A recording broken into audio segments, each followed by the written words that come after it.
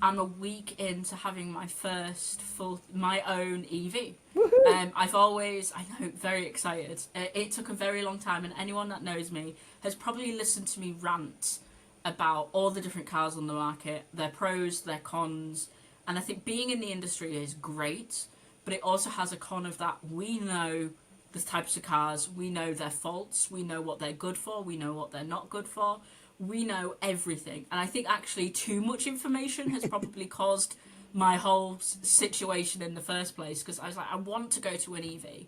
I had a diesel at the time, I very rarely drove it anyway. And when I started at Power, I'd, hands on heart, never driven an EV before. So Neil very wisely said, you can't be in Power and not have driven an EV. So I got given the keys to the Jaguar I-PACE.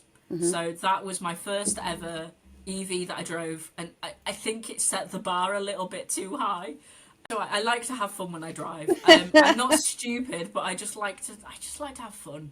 And so for me, having to choose a car was massive, especially an EV, because I knew what type of battery I thought I wanted, and I knew what car I thought I wanted. So I was like, I want a big car. I want like the Mercedes EQAs. I want the Kia EV3s. That's the car I want. I want the big sitting up car. I also don't want a boring family car.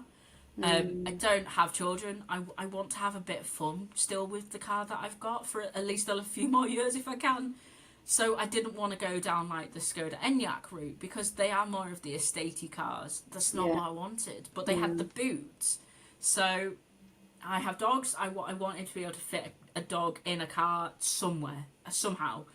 And so I went through everything, and I started realising, I started tracking like how many miles that I used to do, because I work from home.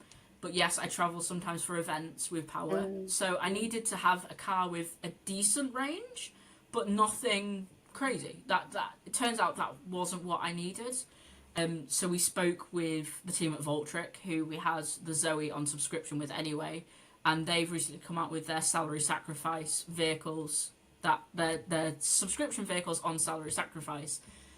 And I was like, that's what I want to do. Told Neil, that's what I want to do. That's the route I think we should go down. And so in true Power style, we did so much research into it, again with all of the different cars, and in the end, crazily enough, I went for the MG4 Long Range in red, because red's a really nice colour for a car.